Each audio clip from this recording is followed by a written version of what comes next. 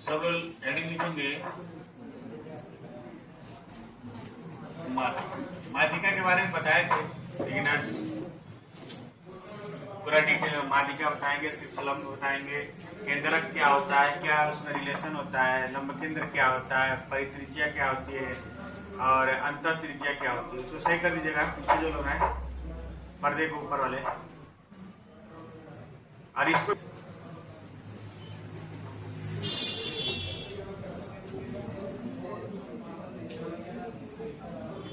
क्या होता है माध्यिका के तहत?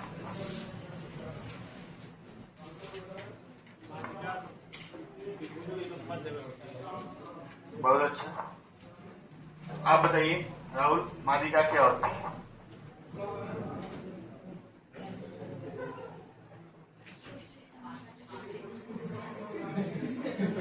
माध्यिका क्या होती है राहुल?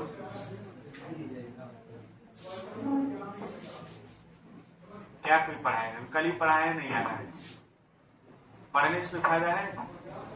बताइए, आप बताइए, कल आई थी उनको कर, कौन सा पेपर था? बताइए रेनू, माध्यिका क्या होती है? चलिए ठीक, बहुत अच्छा, दोनों तो एक के त्रिभुज है, दो त्रिभुज कहां से आए? बाबूलाल बताइए।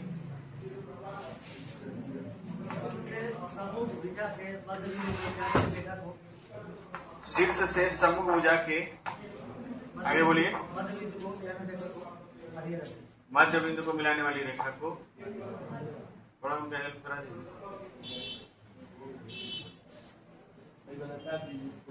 आप जाइए ना, बगलोल कुछ नहीं कर पाएंगे लोग, खाली फोन बतियाना आएगा।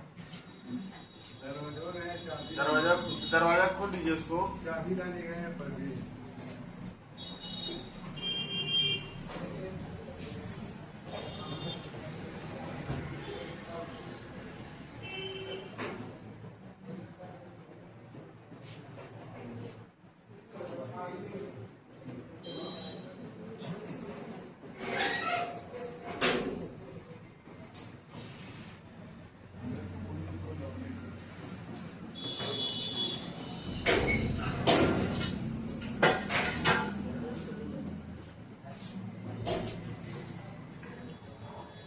बताइए, नया बताइए, शीर्ष से सम्मुख भुजा के मध्य बिंदु को मिलाने वाली रेखा को क्या कहते हैं?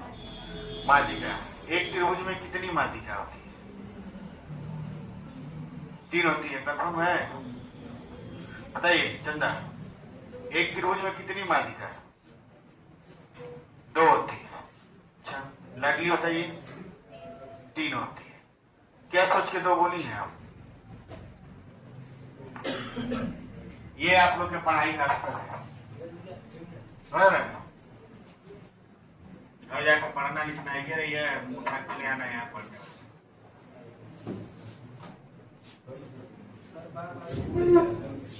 अरे उड़ जा रहा तो चिमटी ला के बात।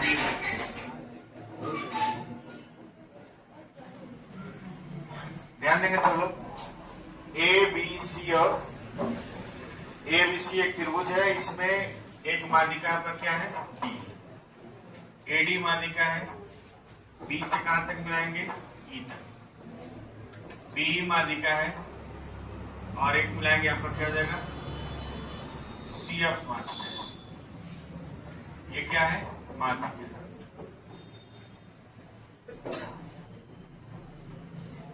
अगर समबाहु त्रिभुज लेते हैं तो समबाहु त्रिभुज में जो माध्यिका होती है वही क्या होती है? ऊंचाई। वही ऊंचाई होती है ना, केवल समबाहु त्रिभुज।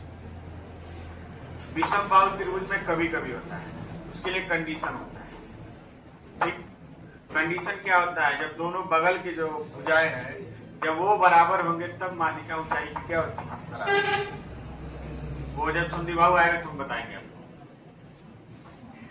अब तीनों माध्यिका एक बिंदु से होकर जा रही हैं, इस बिंदु को हम लोग कहते हैं संगमन बिंदु। क्या कहते हैं? संगमन। ये जो है आपका जी जो है, दिखाई दे रहा है जी। ये जी जो है ये क्या है आपका? संगमन बिंदु। जी जो है इसको हम लोग कहेंगे संगमन बिंदु।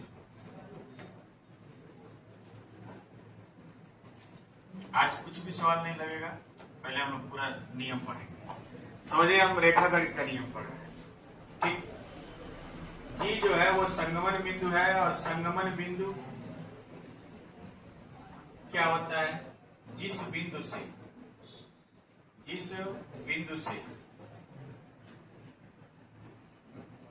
एक से अधिक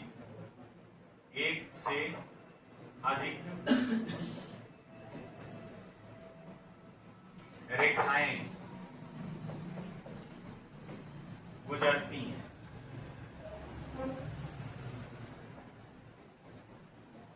संगमन बिंदु का है।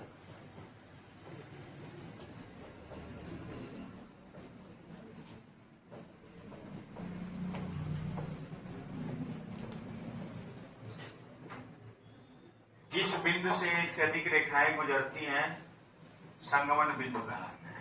तो कोई भी संगमन बिंदु हो सकता है। जैसे मान लीजिए ये गया और ये गया, तो इसका संगमन बिंदु कौन है? ये, और ये ए बी है और ये बी सी है और कहाँ काट रहे हैं? ओ पर।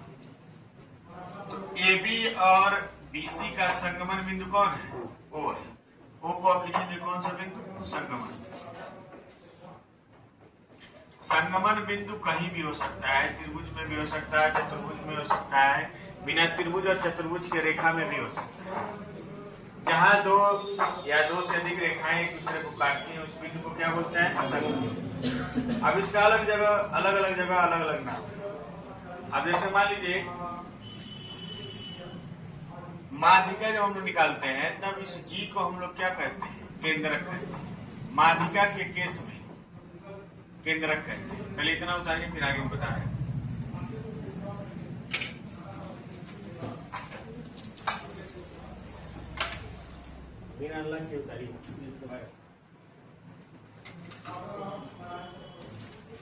आज केवल आप लोगों को सुनना है। ठीक, मान के चलिए आज आप मेंसुरेशन नहीं पढ़ना, आज आप रेखा गणित पढ़ना। अब थोड़ा सा दिक्कत ये हो गया है कि हमको नहीं लगता था कि आप लोग इतने बेकार है रेखा गणित, हो रहा है? नहीं तो हम पहले रेखा गणित पढ़ाए होते। अभी भी समय है, हम सोच रहे हैं रेखा गणित शुरू कर दें। अब पहले रेखा गणित पढ़ा दें, उसके बाद फिर मेंसुरेशन करें। बात समझ रहे? नहीं समझ रहे? त्रिभुज के बाद त्रिभुज थोड़ा सा पढ़ लेंगे हम लोग, बंद कर देंगे और कहाँ पे आ जाएंगे? रेखा गणित। एक बिंदु से शुरू करेंगे, रेखा गणित पढ़ेंगे। जब रेखा गणित समझ में आ जाएगा तो ठीक है, नहीं समझ आएगा तो कोई बात नहीं, आएगा समझ में सबको। ठीक, और उसके सवाल भी आपको मिलेंगे पेपर में। तो मेरा विचार यही बन रहा है कि मान लीजिए यहाँ विद्वता नहीं दिखाना है, पढ़ाना है। पढ़ाने के लिए पहले मान लीजिए जो कमजोर है पहले उसको मजबूत किया जाएगा, तब वो आगे पढ़ा जाएगा। इसको मिटा देना। चलिए ध्यान देंगे। संगमन बिंदु आप समझ गए हैं। अब इसमें आपका एडी है, बीसी है, बीई है और सीएम, ये माध्यिका है। तो माध्यिकाओं के संगमन बिंदु को क्या कहते हैं? माध्यिकाओं की, देखिए अलग अलग चीजों के संगमन बिंदु का अलग अलग नाम होता है। माध्यिकाओं के संगमन बिंदु को, माध्यिकाओं के संगमन बिंदु को केंद्रक कहते हैं। क्या कहते हैं? केंद्रक। ठीक है। माध्यिका का मतलब होता है मीडियन। माध्यिका का मतलब क्या होता है? मीडियन। मीडियन होता है। ठीक। और केंद्रक का मतलब होता है सेंट्राइड। सेंट्राइड होता है और इसको हम लोग जी से नोट करते हैं। जी को क्या कहते हैं? केंद्रक। नाम है सेंट्राइड, लेकिन नोट किससे करते हैं? जी। अब आप केंद्रक कहते हैं। इतने में कोई डाउट हो तो बताइए। माध्यिकाओं के संगमन बिंदु को क्या कहते हैं? केंद्रक। देखिए रेखा गणित में नियम आपको समझना पड़ेगा, नहीं तो रेखा गणित में आगे आपको बहुत दिक्कत होगी।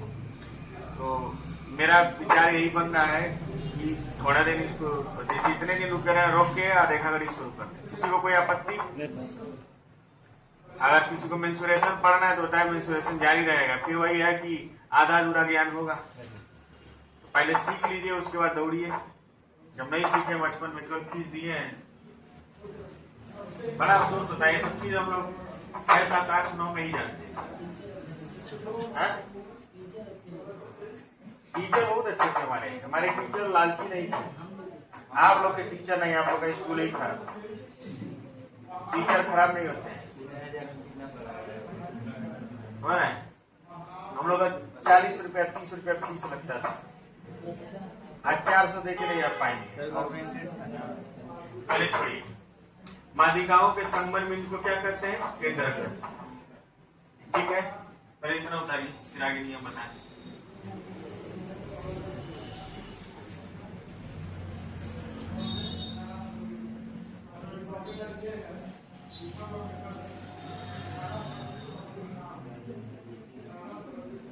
माध्यिकाओं के संगमन बिंदु को क्या कहते हैं?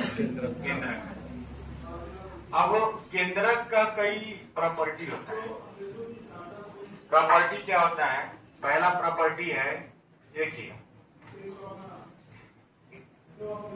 एडी माध्यिका है, माध्यिका है ना, एडी माध्यिका को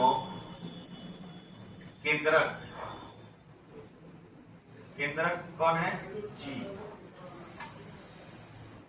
दो संबंध 1 के अनुपात में बांटता है, 2 संबंध 1 के अनुपात में बांटता है। ये बड़ा इंपॉर्टेंट कंसेप्ट है, इससे रेखागणित में बहुत सारा सवाल लगता है। अब 2 कौन रहेगा? 1 कौन रहेगा? तो शीर्ष के साइड से 2 रहेगा और भुजा के साइड से 1 रहेगा, यानी एजी संबंधे जीडी हो जाएगा 2 संबंधे ऐसा में। अब बताइए, अगर एडी की लंबाई, एडी की लंबाई 6 सेंटीमीटर है तो एजी का मान कितना हो जाएगा? 4 सेंटीमीटर। और जीडी का मान कितना हो जाएगा? 2 सेंटीमीटर। ऐसा में ऐसे बढ़ जाएगा। समझ में आ रहा है कि नहीं आ रहा है? नहीं आ रहा तो लिख लीजिए। जिनको नहीं आ रहा हम क्लास चेंज कर सकते हैं, बगल वाले क्लास में चले जाइए।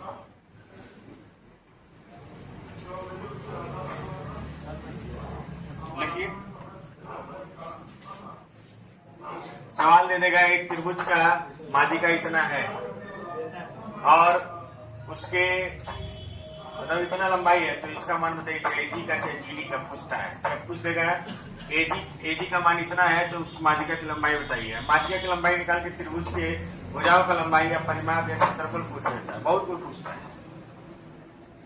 जब जिंदगी में बचपन में सवाल लगाए रहेंगे तब न जानेंगे।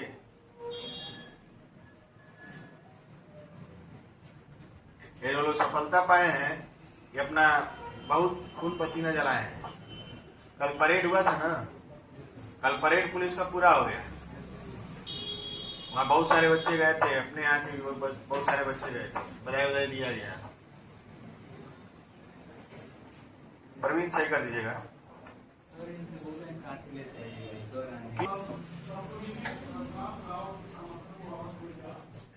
अब दोबारा आपको हम समझा रहे हैं, ध्यान से समझिएगा। ये त्रिभुज है, ये त्रिभुज है आपका, ठीक। ये त्रिभुज की माध्यिकाएं हैं।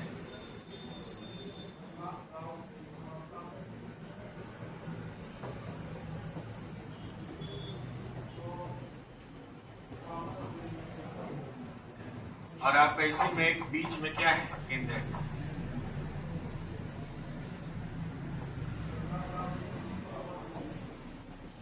अब चलिए एक चीज और ध्यान दीजिए। आप देखें कि एडी जो है वो क्या है? माध्यिका। ठीक। जी आपका जो है वो क्या है? केंद्रक। यहां से आप देखेंगे एजी संबंधे जीडी, ये हो गया कितना? 2 संबंधे। अब प्रश्न ये उठता है कि एजी क्या है और जीडी क्या है? एजी क्या है और जीडी क्या है? इसको क्या कहा जाता है? बताइए मिसाल। एजी क्या है और जीडी क्या है? पीछे का पर्दा थोड़ा सा करते हैं।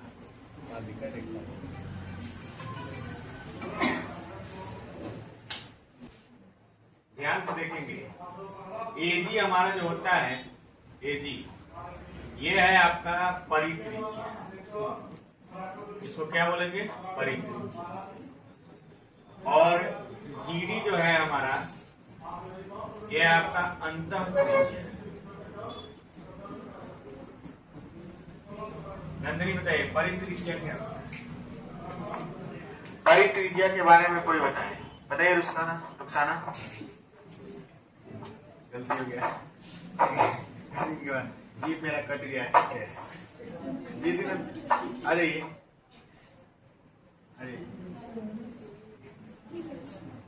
अंतःत्रिज्या और परित्रिज्या के बारे में बताइए। हाँ बोलिए। परित्रिज्या को एक केंद्र बिंदु मान के अगर गोला खींचेंगे तो सी के सेंटर से होता हुआ जाएगा। परित्रिज्या उसका एजी हो जाएगा, बड़ी हो जाएगा। केवल सी से होके जाएगा? उसको केंद्र मानेंगे तो जी से होते हुए एक वृत्त खींचेंगे तो उसको वो। अच्छा बताइए, जी को केंद्र मानेंगे, क्लियर है ना? परित्रिज्या में ए को केंद्र मानेंगे। ए को केंद्र मानेंगे तो सी से जाएगा। ए को केंद्र नहीं मानेंगे। केंद्रक कौन है? जी। जी को केंद्र मानकर और एजी के बराबर अगर हम त्रिज्या लेंगे, एजी ले चाहे बीजी ले चाहे जीसी ले। देखिए ध्यान से समझिएगा, कलर हम चेंज करें, ठीक है?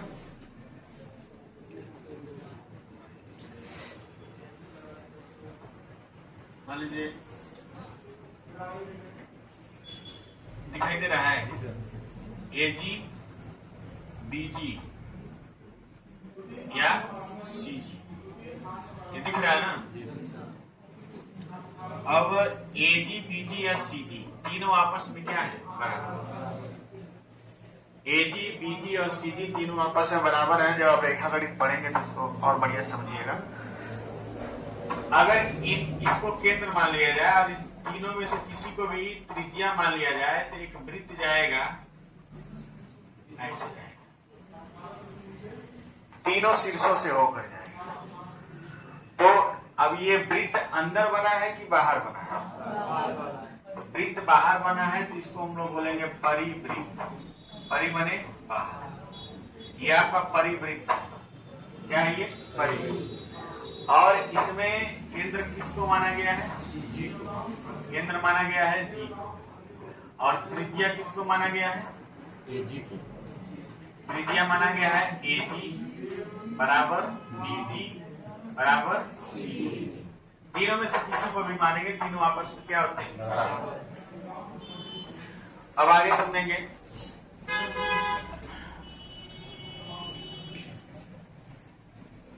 एजी को हम माने हैं तो क्या बना है? परिवृत्त। तो परिवृत्त से संबंधित क्या होता है? परिवृत्त।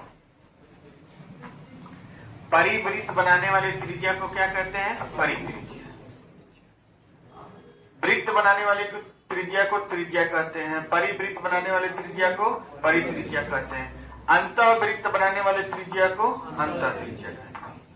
ऐसा में तो बाहरी वृत्त जो बना रहा है वो बाहरी त्रिज्या है, अंतःवृत्त जो बना रहा है वो अंतःत्रिज्या है, और जो वृत्त बना रहा है वो सिर्फ त्रिज्या है। समझ में आ रहा है कि नहीं आ रहा है? अब आप देखिएगा, ये हम यहाँ एक चीज ले लेते हैं, जीई, जीएफ और जीडी। इसको त्रिज्या मानेंगे और इसको केंद्र मानेंगे। एक हमारा वृत्त बनेगा, अंदर की ओर बनेगा। बनना है कि नहीं बनना है? तो अंदर बना है तो क्या है? अंतर। अब बताइए अंतःवृत्त। अंतःवृत्त में आप देखेंगे केंद्र क्या है? केंद्र है जी। और अंतःत्रिज्या क्या है? अंतःत्रिज्या जो है वो है आपका जीई, जीएफ और आया समझ में कि नहीं आया? तो बाहरी वृत्त बनेगा तो परित्रिज्या है, अंतर्वृत्त बनेगा तो अंतर्वृत्त। तो अब इसमें आप ध्यान से देखेंगे एजी क्या है, एजी जो है हमारा परित्रिज्या है और जीडी हमारा क्या है, अंतर्वृत्त। इसी तरह से आप देखेंगे तो एजी, बीजी और सीजी ये सभी क्या है, परित्रिज्या। और जीडी, जीई और जीएफ ये सभी क्या है, अंतर्वृत्त। क्लियर हुआ कि नहीं हुआ? बताइए इसको।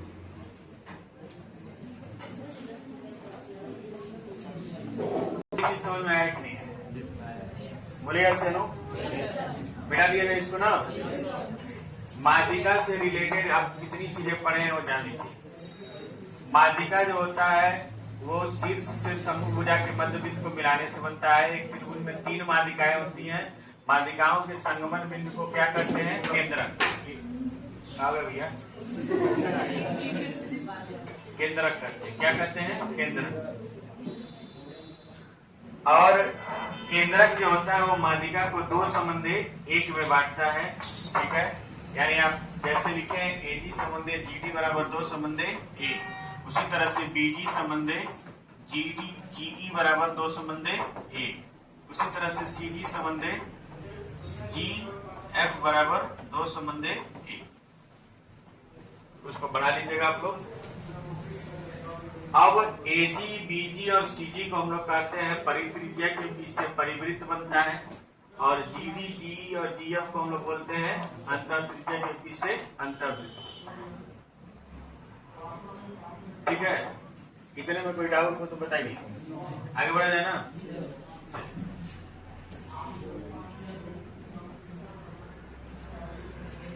हेडिंग लिखिए शीर्ष लंब। शीर्ष लंब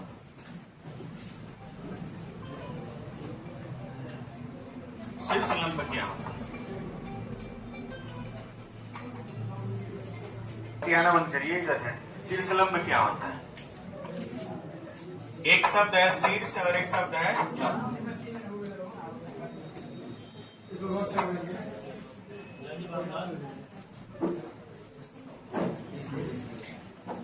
शीर्ष लंब का एक ही मतलब है कि शीर्ष से सम्मुख भुजा पर डाला गया, ये 90 डिग्री का कोण बनाएगा।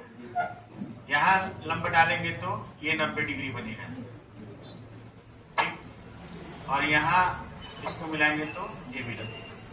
तो ए, बी और सी, मान लीजिए इसको ले लेते हैं डी, ई और एफ, ठीक।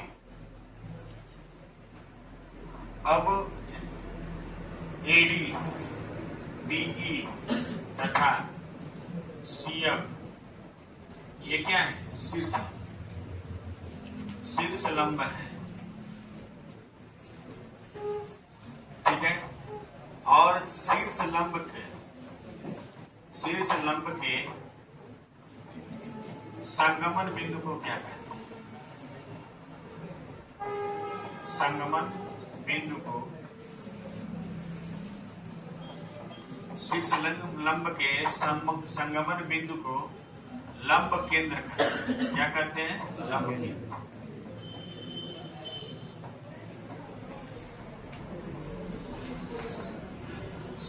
पर इतना होता है।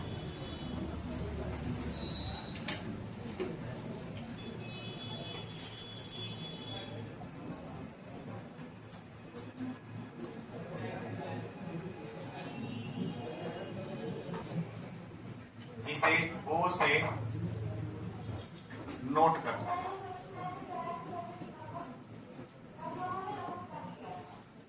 इसे नोट करते हैं ओ से।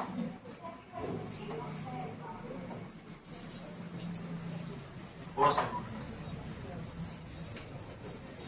अब देखिए, अब इसमें ऐसा नहीं है कि इसको 2 संबंध 1 में बांटेगा, ऐसा कुछ भी नियम नहीं है, ठीक ना।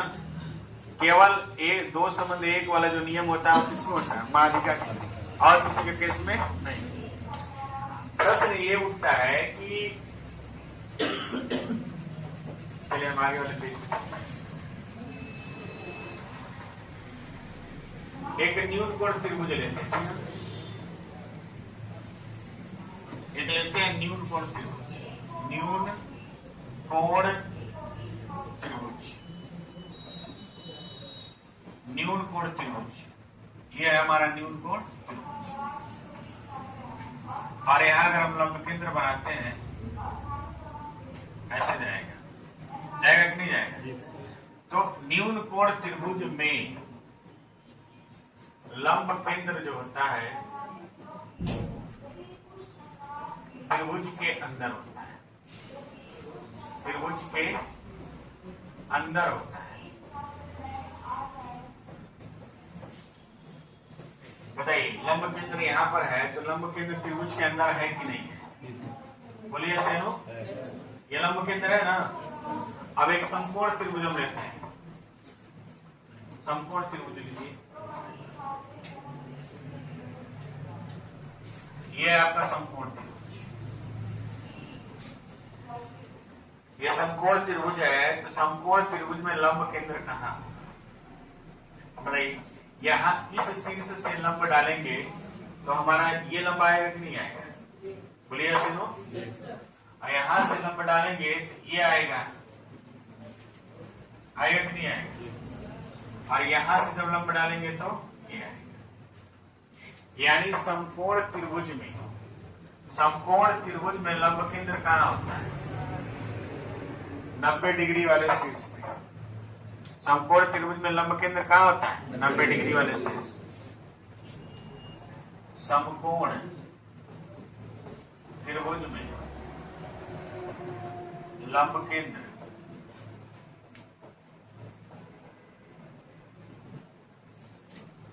नब्बे डिग्री वाले शीर्ष पर होता है।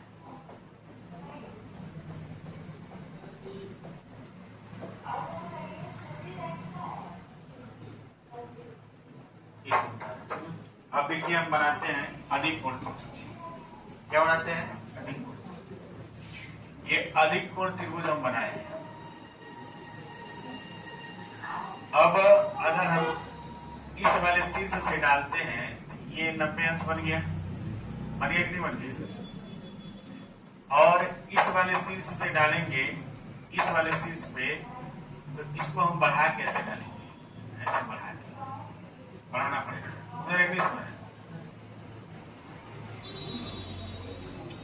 बढ़ाने दीजिए, आपसे बढ़ाए हैं तो ये हमारा आया है क्या? शीर्ष 90 अंश बनना है ना, तो इधर ले जाएंगे तो 90 अंश नहीं बनेगा जब तक आप सीधे नहीं ले जाएंगे, ठीक। और इस शीर्ष से जब देखेंगे तो इसको आप, इस भुजा को हम पीछे बढ़ा रहे हैं, ठीक, पीछे बढ़ा दी इस भुजा को, ये हमारा 90 अंश आ रहा है कि नहीं समझिए? अब हम इसको पीछे बढ़ा रहे हैं और इसको भी पीछे बढ़ा रहे हैं और इसको भी पीछे बढ़ा रहे हैं, हमारा ये आया है। इसको हम लोग क्या बोलेंगे? लंब। तो अधिक कोण त्रिभुज में जो लंब केंद्र बनता है वो त्रिभुज के कहाँ बनता है? बाहर। समझ में आ रहा है कि नहीं आ रहा है? तो अधिक कोण त्रिभुज में, अधिक कोण त्रिभुज में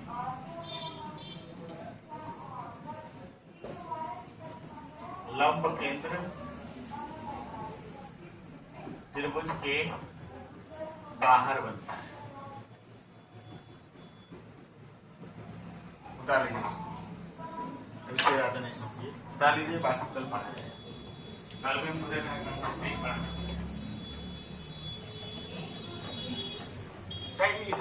क्लास 9 में जानते थे, 9 में ही जानते थे, 8-9 में ही हम लोग पढ़ गए। आप लोग नहीं जानना है, कितने दुख का बात है। हम लोग मैथ ही नहीं, मैथ, हिंदी, जीएस, रीजनिंग, भूगोल, इतिहास सब बढ़िया पढ़ते थे हम। 48.5 नंबर हमारा फिक्स रहता था इतिहास भूगोल। आधा नंबर 3 दीर्घ उत्तरी प्रश्न पे कटता था, आधा नंबर।